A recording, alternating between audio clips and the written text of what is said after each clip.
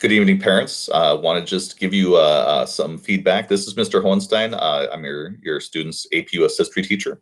And just want to give you some perspective as far as what's going on with e-learning to this point. And in particular, I want to be able to highlight for you where you can get resources, what you can be doing to check to see how your kids are doing. Especially as we get closer to the May 4th date, I'm certain that we're going to be getting more clarity from the governor sometime in the near future as far as whether or not this can be a temporary or a full year shutdown. But in particular, I wanted to talk to you about a couple different things. Number one, the AP test that's coming up on May 15th. But then secondarily, I want to talk to you about helping to make sure that your kids are keeping up to date, because we are seeing some students in our AP classes who are struggling with the distance learning, especially with work completion. So I want to give you some tools to be able to help you out with that. So going to present now. What I'll be sharing with you is a couple different things. First of all, let me show you the Schoology page that you're familiar with from this past year. On the Schoology page, I'm posting in the updates section information as far as what we're doing on a daily basis. But you can see that it gets kind of messy when it posts in the updates. I'll instead bring you back to the materials that you have right here. And you'll notice that there's a document titled Coronavirus AP US History Ongoing Assignment Document.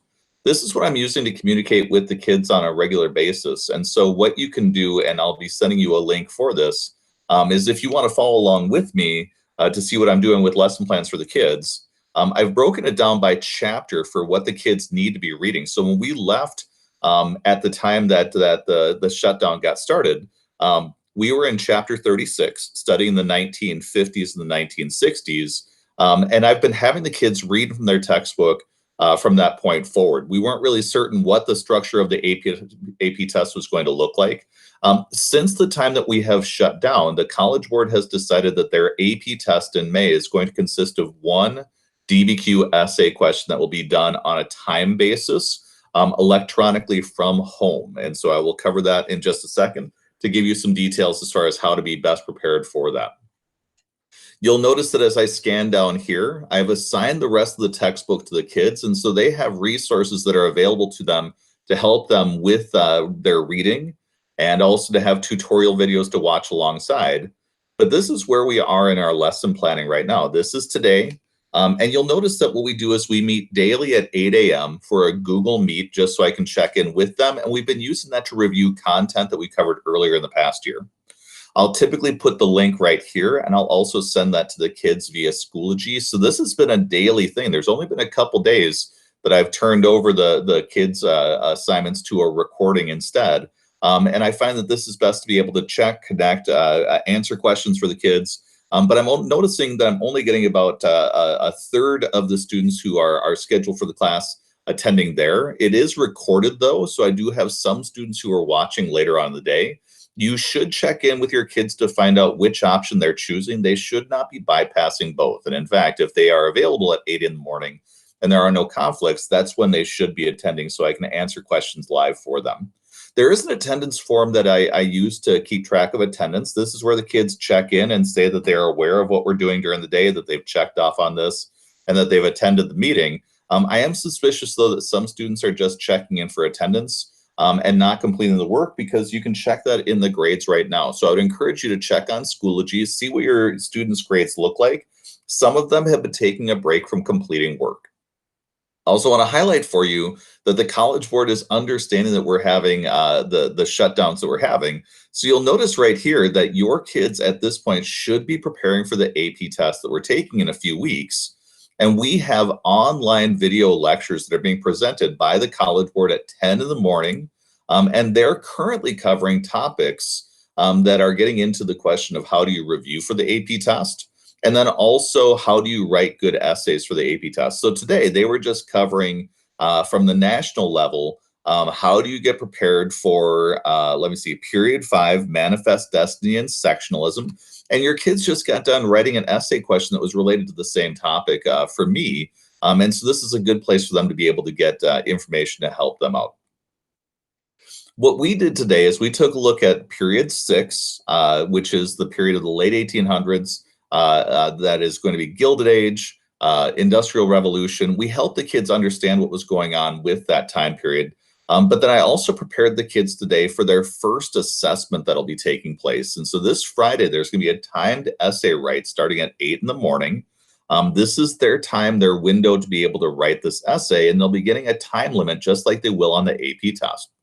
You should check on Schoology. I've had a couple practice essays already that we've used for practice to answer questions, but completion rate has only been about 50% for that. And so for the kids who completed those essays, I was able to provide feedback and details and guidance. You should check to see if your kids have done so. And in particular, you'll find for each of the essays, a period 3 DBQ and a period 5 DBQ, you'll find that there are two scores. There's points for completion, but then there's also a score out of 10 that I provided for your kids. And what I used for that is the rubric that the College Board is going to be using this spring. And so on our AP test, your kids will be taking just one essay test to determine if they are going to earn college credit to be able to bypass their freshman year of US history in college. This is something that has been chosen because of the fact that with the DBQ, under a time limit, it is really hard to cheat on this. And so what's going to be happening is the College Board will be giving kids a tight time limit to be able to type this essay, 45 minutes to read a document-based question, and also write this essay question. They'll get another 5 minutes to submit. They'll also be running the essays through a plagiarism checker to find out if your kids are lifting anything from either textbooks or notes or else from the internet.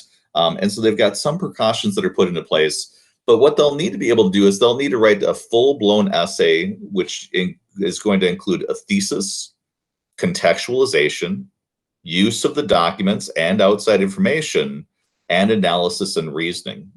This is not an easy test. And in fact, when kids take the AP test in the spring, during normal years, kids typically average a score of about a 2 out of a 7 on those DBQs because it is quite challenging to be able to weave all those skills together.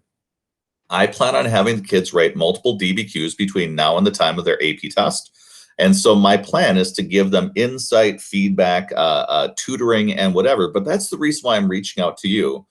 Because if you do notice from Schoology that your student has not been completing work, or perhaps they have not been attending the live sessions or whatever, the benefit that I have when we're in session is I'm able to do formative activities in class to help students understand these skills. Right now, though, I'm worried that I'm losing some of them, especially with the lack of work completion. And this skill that we're building up is something where if we cut corners at this point, the chances of passing the AP test are quite slim. So please, if you could, number one, check in with your kids, see how they're doing, and find out if things are going well. I know from my daughter's standpoint, who's taking AP US History at her school, this is not the best way to be doing an AP class. The distance is hard. It's hard to be away from friends. And in particular, trying to keep up with that work while also keeping your head above water with all sorts of other classes can be kind of tricky. Have your kids feel free to attend those sessions at 8 in the morning, though, because at that time, I do have a number of kids who have been really proactive about asking questions, seeking clarification, and other sorts of things that allow them to be able to stay afloat, even though this is a pretty challenging atmosphere to be in. The final thing I'll mention, though, is I do have a number of students who are struggling already at the point that we had our shutdown because work completion was not up to snuff. This is the perfect time to rectify that. There are a number of assignments that we've had from the past where I'm still accepting material from the beginning of second semester. So from January on forward, if you've got kids at home who are not doing much, and you find that they're missing things in the grade book for me, I would love to get those things for them. And I would find it to be a shame if your student ended up getting a bad grade because of work completion during time when they are spending a lot of time at home. So if you would, please feel free to reach out to me if there's anything I can do to help you out. If you got questions that you need to have clarified or problems that your kids seem to be having, I would love to help out with those things. My hope is that I do get a chance to see your kids sometime in the near future. And if not, my hopes are that everybody stays happy and healthy as much as they can in these odd times. So thanks for listening, and reach out if I can help out.